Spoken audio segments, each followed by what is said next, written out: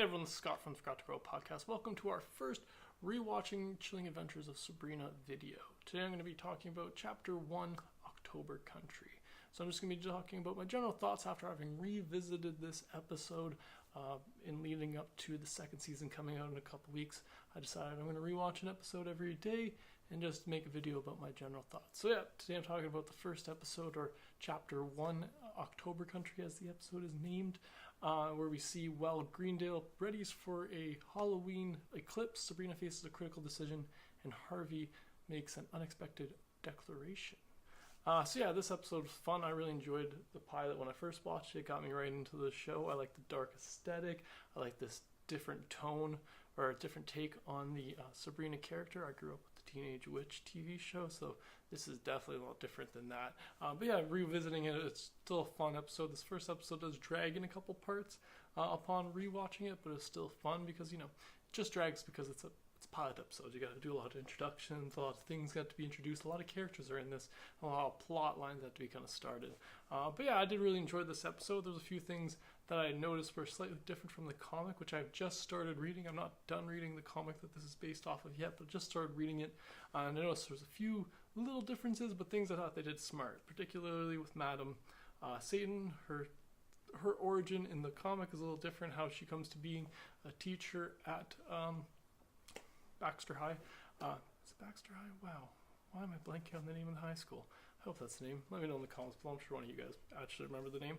But yeah, just the way she gets into being a teacher there is slightly different than how it happened in the comic. But I like how they kind of updated it for the show. So that was interesting to see, since, you know, the first time I watched this episode, I hadn't read the comic book yet.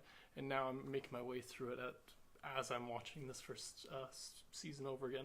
So yeah, I'm just making my way through the comic. So it's interesting to see little differences. Another difference is Harvey's character is a lot different, which I already knew because he always was the football player before, and now he's a little bit of a different guy, a little bit more modern. Makes a little more sense with the type of character that Sabrina is, with them bringing her into the modern age. The comic did the graphic novel, took place in the 60s, so makes sense. It's a little bit different, the different personalities. But yeah, I still enjoyed that nonetheless. Some of the parts in this episode I really liked were where Sabrina attempts to tell Harvey that she's a witch, and he does not take it very well. He thinks she's messing with him at first, and then she decides to take it back, which is a very Sabrina thing to do.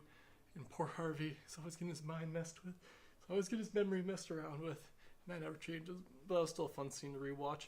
I always loved the dynamic between Ambrose and Sabrina's character, so that was a fun thing just to re-enjoy throughout this episode, particularly when they cast a spell on the principal.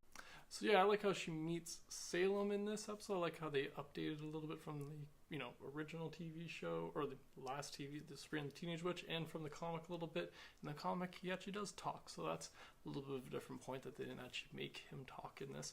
So that was interesting to see, but I still like it. They've twisted the lore in the show a little bit versus how it is in the comic, but it's still enjoyable. I like that it's goblins, makes a little more sense to me, but whatever.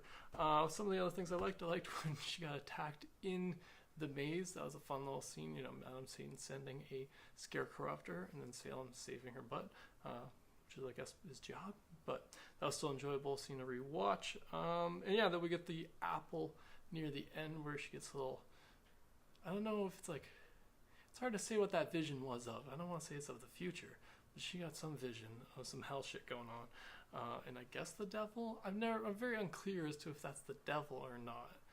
It's a beast, that's for sure, but I'm not really sure if that's meant to be the devil himself. It seems like that way throughout this show, but I'm still not sure. That's one thing, rewatching this, I'm kind of curious about. And then at the end, her meeting the high priest, which I like that's how they end off the first episode, with her starting to question her dark baptism, and we have to get into the next episode before we get some answers. So I'm excited to revisit that because I don't exactly remember.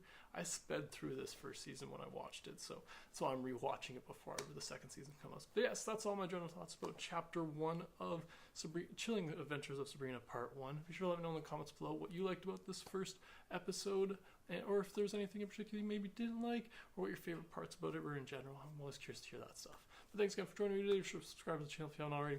Have a good one.